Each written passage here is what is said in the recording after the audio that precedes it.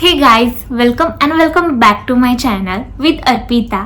तर आज मी सांगणार आहे यूट्यूब बिगनर्सचे काही रूल्स म्हणू शकताय, काही टिप्स म्हणू शकताय. तर जे यूट्यूबवर बिगनर्स आहेत तर त्यांनी काय केलं पाहिजे. पहिल्यांदा यूट्यूबमध्ये सर्वात पहिले आपल्याला आठवड्यामध्ये 3 लॉंग व्हिडिओज अपलोड करायचे आहेत. तर तुम्ही 3 लॉंग व्हिडिओज किंवा रील्सपासून पण स्टार्ट करू शकताय. तर रील्स अशाच बनवा ज्या म्हणजे जे सॉंग्स आहेत किंवा काही ट्रेंडिंग डान्स व्हिडिओज आहेत. तर पहिल्यांदा जेव्हा आपण बिगनर्स असतो ना, तेव्हा मला असं फील झालं आहे किंवा मी एक्सपिरियन्स घेतला आहे. तर पहिला आपल्याला ज्या काही आपले रील्सचे व्हिडिओ असतात त्या व्हिडिओच्या मागे जे बॅकग्राऊंड सॉन्ग असतात ते ना ट्रेंडिंगवालं लावायचं. जे आत्ता ट्रेंड चालू आहे ते लावायचं. नंतर हे झालं पहिलं. जे आपण रील्ससाठी करणार जे डान्स व्हिडिओ आहेत किंवा एक म्हणजे व्हायरल झालेल्या डान्स स्टेप्स वगैरे असतात ना, त्या आपण करू शकतो. डान्स व्हिडिओ करू शकतो. जर तुम्ही महिला असाल किंवा गर्ल असाल तर तुम्ही हे पण करू शकता. किचनचे व्हिडिओज बनवू शकताय. तर गाईज, मी माझ्या एक्सपिरियन्सनुसार माझं फर्स्ट चॅनल होतं ते मी हँडल करत होते. ते माझे भावाचं आणि बहिणीचं होतं.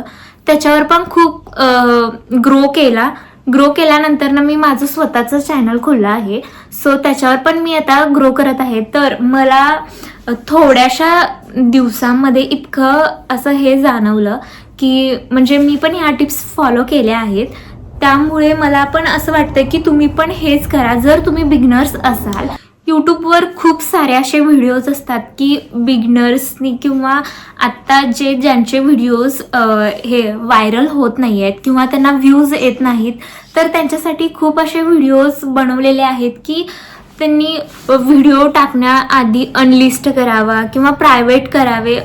तुमचा व्हिडिओ जेव्हा अपलोड करता तेव्हा अनलिस्ट किंवा प्रायव्हेट बिलकुल करू नका.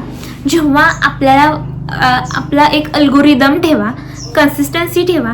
जेव्हा तुम्ही दिवसात आता फॉर एक्झाम्पल तुम्ही 12 वाजता व्हिडिओ अपलोड करत आहात तर हे लक्षात ठेवा की आज तुम्ही 12 वाजता व्हिडिओ अपलोड केला, सेकंड डेला त्यात तुमचा व्हिडिओ हा 12 वाजताच केला पाहिजे. कारण 1 तास अर्धा तास आपण एवढं चालून जाऊ शकते. पण तुम्ही आज 12 वाजता अपलोड केलाय, उद्या 3 वाजता अपलोड करणार, परवा 6 वाजता अपलोड करणार. तर हे आणि ते व्हायरल होण्यासाठी काही ह्याचं खूप प्रॉब्लेम येऊ शकतोय तुम्हाला. तर यूट्यूब चॅनलमध्ये कन्सिस्टन्सी खूप गरजेची आहे. तर तुम्ही कन्सिस्टन्सी ठेवा. आज व्हिडिओ अपलोड केला तरी उद्या पण अपलोड करा. जर उद्या नाही अपलोड केला तर परवा तर करा. असं आठवड्यातून 3 लॉंग व्हिडिओ अपलोड करणं खूप गरजेचं आहे. तसंच तुम्ही रील्स पण शूट करून अपलोड करू शकताय. रील्समध्ये पण खूप लॉंग व्हिडिओ जेव्हा तुम्ही बनवताय तेव्हा त्याचे तुम्ही हे पण करू शकताय. फर्स्टला 20 सेकंदाचा असा एक क्लिप बनवा फर्स्टमध्ये इन दिस व्हिडिओ किंवा रिकॅप. त्यामुळे लोकांना कसं होतं आहे की त्यांना तुमच्या व्हिडिओमध्ये काय आहे किंवा काय मजेदार आहे किंवा काय इन्फॉर्मेशनल आहे हे समजतं आणि ते त्यांनी पूर्ण बघितल्यानं तो 20 सेकंदाचा व्हिडिओ ते पूर्ण बघू शकतात आणि त्यांना बघायला पण उत्सुकता येईल. त्यामुळे तुमचे वॉच हवरसुद्धा वाढेल. आणि जेव्हा लॉंग व्हिडिओ तुम्ही अपलोड करणार आहे तेव्हा त्याला हॅशटॅग्स जेव्हा तुमचं ते डिस्क्रिप्शन जेव्हा तुम्ही टाकता त्यामध्ये हॅशटॅग्स टाकणे खूप गरजेचं आहे. हॅशटॅग्स तेच टाका जे ट्रेंडिंग व्हिडिओमध्ये जे हॅशटॅग्स आता चालत आहेत. For example short feed, YouTube shorts, YT shorts असे काही हॅशटॅग्स असतात ना, ते तुम्ही कंपल्सरी टाका फॉर बिगनर्स. आणि बिगनर्सला कन्सिस्टन्सी असणं खूप गरजेचं असतं. यूट्यूबमध्ये ज्या ट्रिक्स तुम्ही फॉलो करता त्या ट्रिक्स तुम्ही सतत फॉलो करत जा. अशा वेगवेगळ्या ट्रिक्स काही फॉलो करू नका गाईज. यूट्यूबचे व्हिडिओज बघून तुम्हाला जसे तुम्ही आहात म्हणजे आता मी मराठी बोलते, मी मराठीमधून व्लॉग बनवते. सो तुम्ही जर महाराष्ट्रीयन असाल तर मराठी भाषेत बनवा. जर हिंदीमध्ये बनवलं असेल तर हिंदीमध्ये बनवा. तर कसं होतं ना गाईस, आता मी मराठी बोलते, जर मी हिंदीमध्ये बोलायला लागले तर माझ्याकडे असे काहीच पॉईंट्स असतील की मी ते बोलू शकणार किंवा माझे इमोशन्स मी त्याच्यामध्ये नाही आणू शकणार, कारण मी थोडंच बोलणार, कारण ती भाषा माझी नाही आहे. सो तर माझी मराठी भाषा असल्यामुळे मी मराठीमधून खूप सारं काही बोलू शकते. माझे इमोशन्स तुमच्यापर्यंत पोहोचू शकतात.